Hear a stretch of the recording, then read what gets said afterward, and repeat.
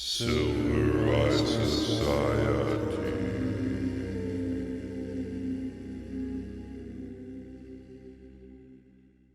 Welcome to Nietzsche Roulette.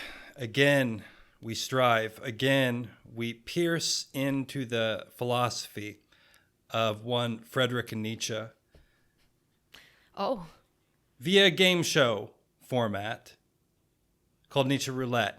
We use a random number generator to generate a random number, and then we use one of his works to find the aphorism which corresponds to said number, read it and discuss in order for it to be a lively, organic discussion, free from thinking ahead of It's time. spontaneous. The way all right, that enough.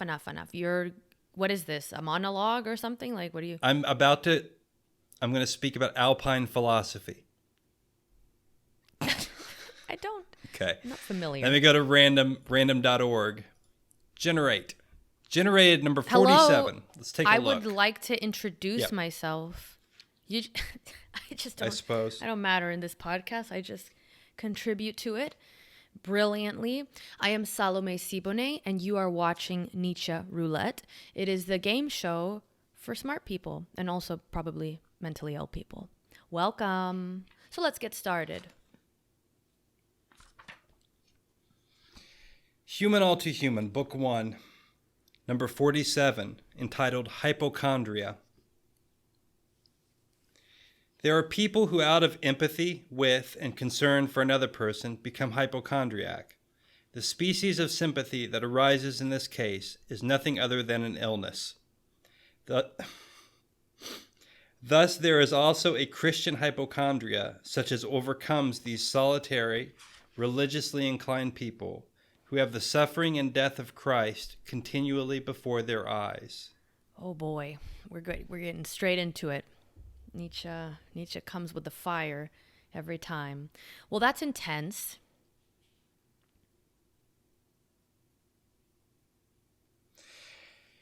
Yeah. Okay, look. Let me go first because I'm intense. I'm ready. I am always teetering on the verge of becoming an extremist. This is the constant dance of our time right now, is to not fall to the seduction of becoming an extremist in response to extreme lunacy. How can you? I don't think you can become an extremist. I think you can become an extremist. Because if it's something that's extreme, like say soft drink, which I love extreme soft drinks, and if you were like really into it, you wouldn't say this is totally extreme. I've heard people say extremist, and I feel like it's more classy. It's probably British. So it's extremist. Okay, whatever. If you want to be extremist about extreme, then we can do that. I mean, we can call it extremism. Let's call it extremism. What you're a hypochondriac. No. Listen, this is about Nietzsche knew everything, and what he's describing right now is the pervasive problem in our society of people who over-identify with this role of the empath and the compassionate and whatnot, and in a kind of parasitic way seek out the suffering of others and take it upon themselves in a kind of psychological, emotional hypochondria where they're constantly in need of some external problem so that they can feel that their existence is justified because they are going to solve those problems. But of course, they can never truly solve those problems because then what would they do with themselves? They don't know how to be at peace. They must live in a state of perpetual anxiety and suffering to feel normal. These are not the people that you want leading you anywhere because they seek out strife. So I think, and Nietzsche links this to like the kind of, what would be the opposite of the Übermensch, the Untermensch, like the weak. The last man. Oh, okay, fine. So no one's going to know what that means, though. I'd like to, how would you liken that? That's from Thus Spake Zarathustra, the last man. I know, but like, how would we say without using Nietzschean terms so that someone that hasn't read that knows. Whatever. Okay, well, they're watching this, so obviously they understand now. The Last Man. I think the internet vernacular, Extremism. I'm into and extremism on the internet. I think the internet vernacular would be something like soy boy. I think, that's things that people use, right? Okay, but yeah, that's something that people use. I don't endorse that hate speech, by the way. Watch out, yeah, you'll probably get banned for that one. But well, I'm trying to tie it into the Christian commentary, right? Because this is what he says is it's like, and we've touched on this before, that he viewed Christianity as kind of like this subversion of, what was it? Roman ideals, where it's like you actually glorified strength and success versus the kind of Christian morality that glorifies meekness and the downtrodden. Yeah, this could get heavy in a lot of different directions. So pick the direction you want to get heavy in, because there's multiple ways. First off, the last part of this where he takes it to the Christian thing, since I don't really think there's hardly any Christians left in the world, that to some degree doesn't have anything to do with what we're talking about. What I think has happened is that something broadly called, should I start using internet language, or should I keep it more how insufferable the language is? Like, what are you debating? Shit libs was the phrase I was going to use. It's something used by Jimmy Dore a lot, which I think is a funny man on the internet. Because it reminds me of Trailer Park Boys, so that one I endorse. Something has transferred from this Christian concept, and it's not necessarily...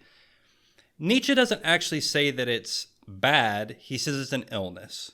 All right? And I'm not even prepared to agree with that entirely. But if you want to get heavy, let's get heavy. Think about... Oh God, this is a rough one. Yeah, it is a rough one, man. This may have to be a private episode. Do we look? Okay. There was religious iconography, pseudo-religious iconography that grew up after the George Floyd murder. That is literally a reinterpretation of that person as a figure of Christ. We're going there. That's a fact. We're going there. That's we just gotta go there. What that has occurred. All I'm doing is commenting on something that has occurred. No, and this is not. I'm not unique. saying that it is good or bad. I'm not saying that I don't understand why it occurred. I'm saying it occurred. That. Okay, it so occurred. look, the thing is that this is actually a thing that, like, leftist artists, like shitty leftist artists, like the ones that just do like weird animations on iPads and never actually make real art. It's just like drawings and shit. They make these things where they put like heroes of like whatever socialist history or something, and they put like halos and religious motifs surrounding the portrait of the individual. And I think the example with George Floyd is one of the most poignant ones, right? Because it came off of the internet and was like actually murals and stuff in the real world. And it's kind of jarring because it's like, yes, well, we can say that maybe you might think the killing was unjustified. That doesn't turn someone into a saint per se. It's not exactly how that works.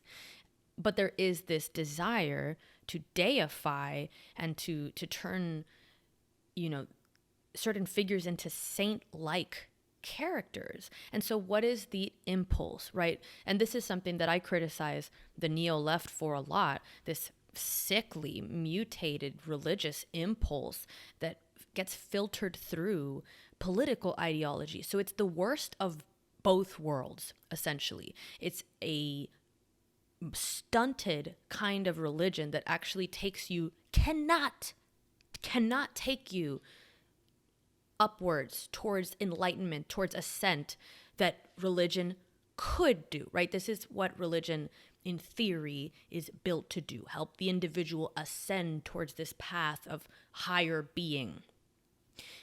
So it can't do that because it's not actually real religion.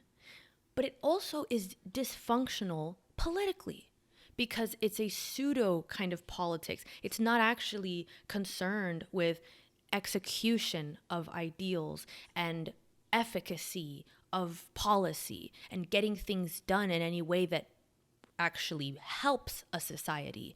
It's a performance. It's a lot of ritual. It's a lot of, eulogizing and hymns and slogans and all this. You can see this kind of religious, political version of politics on the left. And so it's the worst of both worlds, essentially. But it does work. What you described, you said is not politics, but it actually is politics. And it does change laws, and it does change culture, and it does change society. But for the worst. It's important to make the distinction here because, yeah, murder changes things too, but this is not the direction you want to change things toward. So when I say that... Well, that's not the direction I may want to, but it clearly is the direction some people do. Well, when I say these things, I don't ascribe to like this moral relativism. Like when I'm talking about, religion can help you ascend, I'm talking about making you better. And I do think, we're not going to get into an objectivity debate, but I do think there are objectively good outcomes for society. I have no problem saying that. And so I think this kind of religiousized, however you would liken it, politics is bad for society. It doesn't work. And you can see this, right? Because actual progress, there's a lot of problems that could actually be addressed and solved through political policy, but they're not solved. There's actually a lot of smaller issues that just need to be worked on collaboratively, but they can't. Instead, people gravitate towards these big moral, eternal debates that will never get solved through just yelling at each other. Instead of gravitating towards like, hey, let's change policies that don't work at the local level. Let's do things that are tangible, that make actual positive change. So those things all get ignored because they don't serve the need to have to do this religious performance, this ritualized outrage. It's a very... It doesn't work. That's the thing. Neither of them work to me, for the goal that I'm saying, which is improvement of a society in a way that we can mostly all agree as rational people is an improvement. I understand what you're saying. I just am, and I'm hopeful that the vision you just laid out there somewhat could occur someday. But I'm less optimistic because I think that the way you move masses of people is exactly what this is to harness religious imagery, to harness outrage, and to harness, deep psychological issues with masses of people. And that has turned out extraordinarily bad for a lot of people throughout human history. However,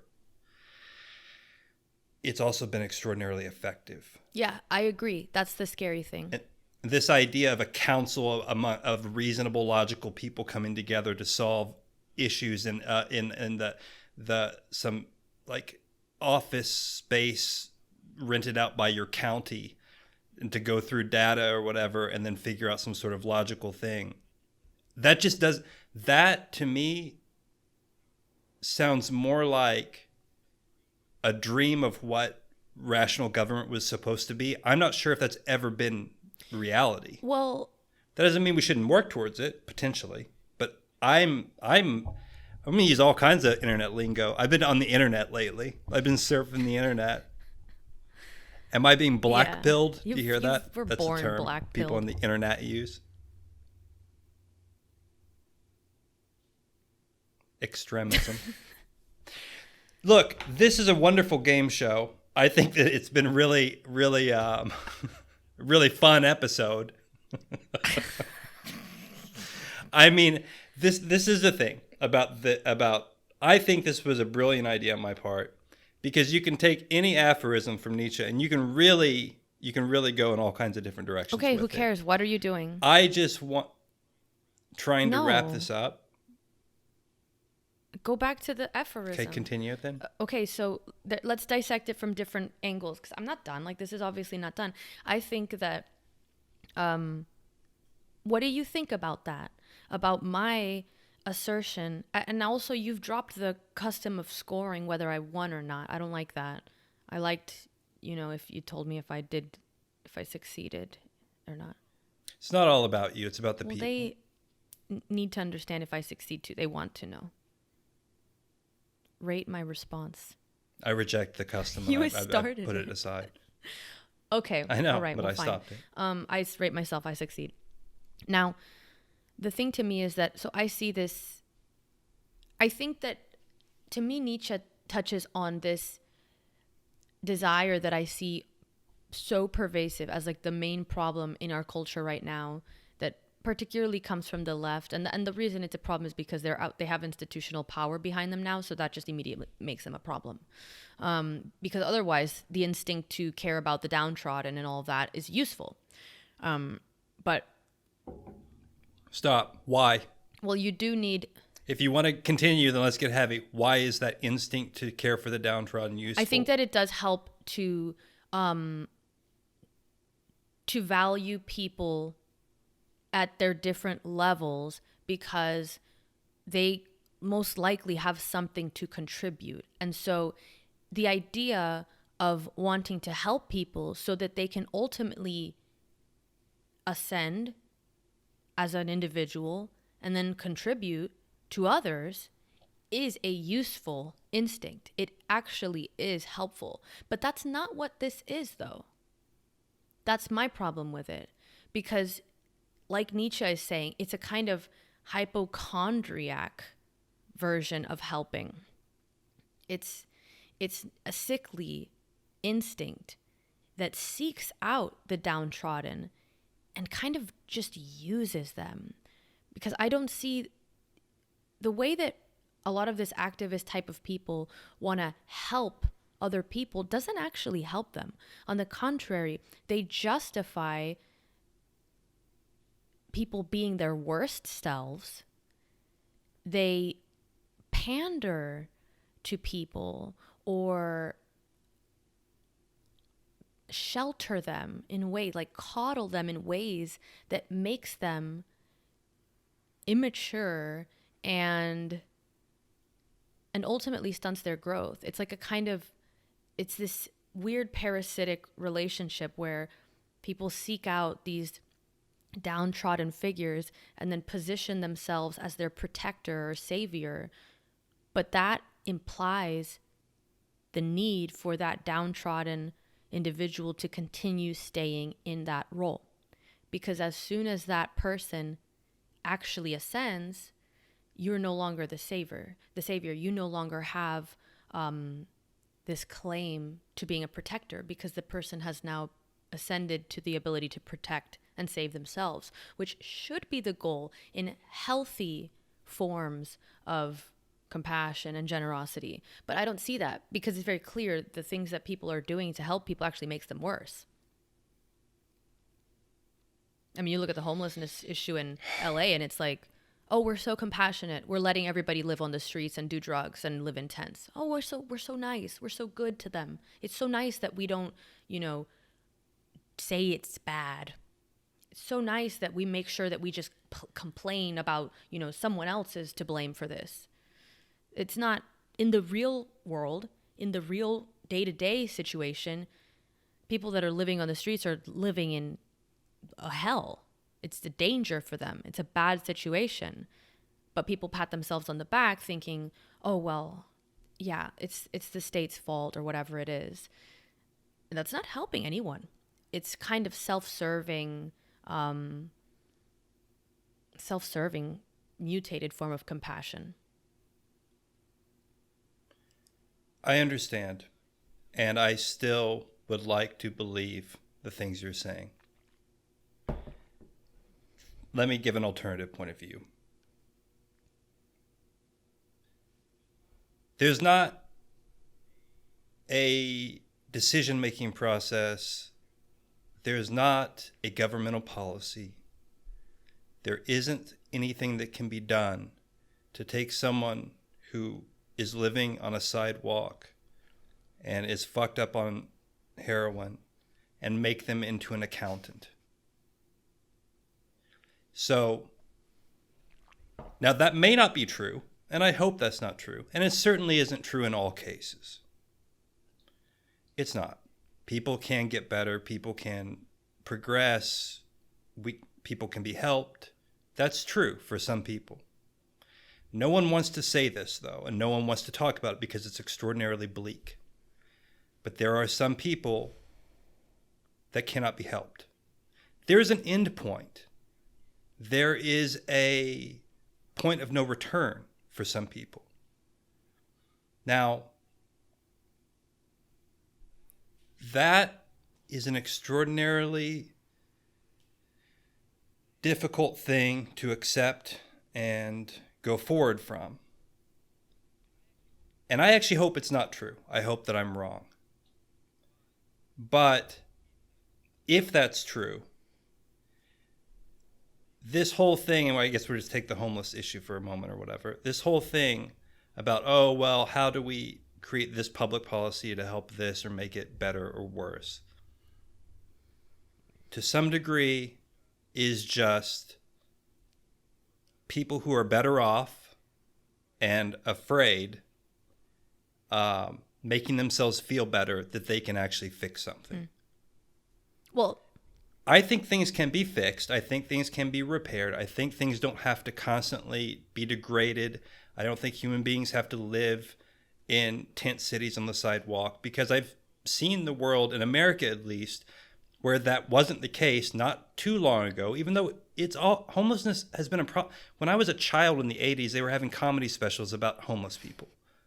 So this isn't something that just came out of nowhere. It got worse because we shut down the fucking economy for 2 years because of COVID. And we have some global problems right now. It's gotten worse. There's no doubt. yeah. But this isn't a new thing. And if you go around a lot of places in the world, there's tenements and slums and tent cities in a lot of the world. So I hope that whatever policy it is that, what is it, Michael Schlemmenberger or whatever wrote some book about San Francisco or whatever. It's like, hey, I've been a part of this. I've seen how the homelessness thing works, all this kind of stuff, whatever. I hope that that all works out. But I'm afraid that we may have reached a point, or we're teetering on a point, to which for a lot of people, there's not a way back. And then I don't know what's going to happen. And I am concerned about what's going to happen at that point. This isn't just about, this isn't just about. Is that who you're talking about? It's not a way back for the homeless? Are those the people that you're talking about? Or are you saying everybody has no way back? I'm saying that if the problem continues to get worse and worse and worse, then people, if it can't get solved, start coming up with other solutions. Oh. That's no good for anybody. And this is real because Tim this Dillon approach to the homeless.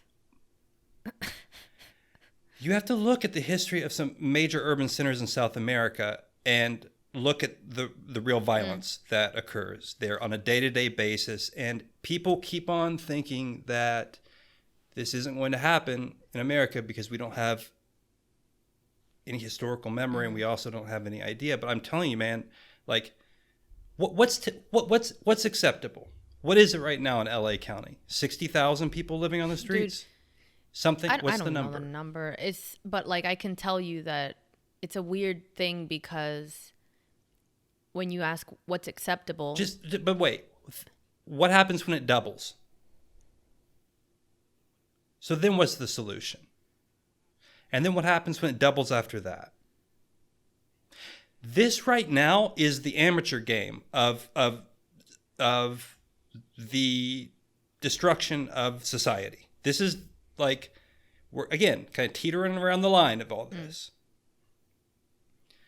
Go to major cities in Central America, South America.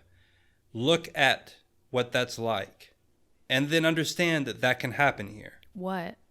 With all the other problems that occur, with militias and shit roaming the street, with all private security companies, with real violence in the street because of these problems. It's gonna well, look, we'll tie up with this. I mean, for some reason we're on the homeless like the whole rest of the episode, But one of the things that I thought was very weird was I was in one of the really intense homeless population areas, which is like Venice. And it wasn't dark, but it was getting to be night. And I thought about how, I was in a really nice neighborhood just walking around. And there was quite a large group of homeless people, like the tents and everything around. And then it suddenly made me realize how different the dynamic starts to feel when the numbers start to shift. Like how would I feel as a single woman living in a nice home if I know that there's, one homeless person outside, 2, 3, 5, 10 homeless men, 20 right down the block? At what point do those numbers actually shift the dynamic of your neighborhood? This, to bring it back to the passage, is the concern that I've been trying to lay out. So let me do it more very simply. What happens is you shift from hypochondria, that is this sympathy for the downtrodden, which, again, I'm not going to come down and be like, the Ubermensch should not care about anyone. I'm not. But what the problem is that shifts from hypochondria to chondria, because now all of a sudden you're surrounded by a tenement. Okay? And what I think is going to happen, and what I don't want this to be interpreted as that I'm actually worried about the reaction to this, because what I actually believe is this. All the people who are like, oh, let's be nice and all that kind of stuff, there's going to become a tipping point, because all those motherfuckers in Venice are pretty rich, right? They live in nice real estate. There's going to be a tipping point that everyone who actually sees in this kind of fog of sympathy always does. They'll eventually hire private security, and they'll eventually move them out in a violent manner. And then they'll wash their hands of it. That's what's actually going to happen. Then a bunch of people are going to be harmed that shouldn't have been harmed, that are living on the street. But instead, we're going to play this game about how no one wants to be the bad guy. That's what it comes down to, is no one actually cares enough to have to do the hard part. It's nice to sit around and be like, someone should fix this. This is so sad. This is so wrong. Instead of, taking the situation seriously and being like, there is no utopian solution. And you have to be realistic about some people are not going to be helped. And you can't just pretend that just because the solution or the answer or the reality is unpleasant, you can ignore it, because it is such a visual example of what happens when you ignore this. It continues to grow as a problem.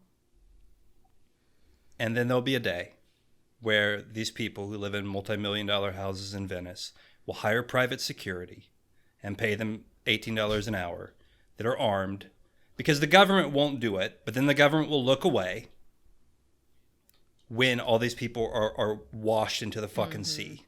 And then all these people with their high property values that would yell at me on Twitter or whatever, for being not compassionate, they'll wash their hands. They won't see anything about it. It'll just be, some will even decry it as it's occurring.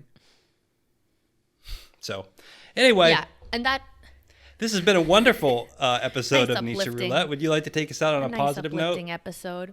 Well, yeah, I mean, the positive note to this is that it's something that I've been thinking about a lot, which is, what really is kindness? What does it really mean to be compassionate? Because you see these signs, right? In the very neighborhoods that you're talking about that would be the first ones to hire all this private security, which they are, by the way, that's already happening.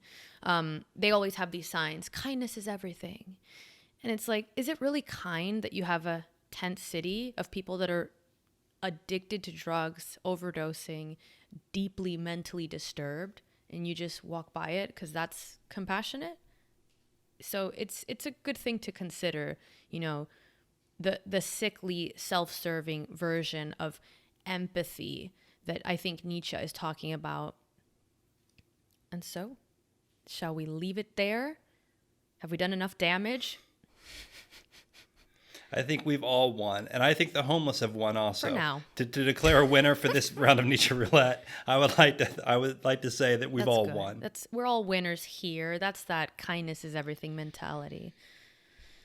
That's right. All right. Well, if you are a winner, you're a Silver Eye Society member, and if you aren't, Well, you can still become a winner by joining the Silver Eye Society on Patreon, subscribing, liking this episode, leaving us comments. What is your solution for the plague of false kindness? Let us know. And see you on the next episode.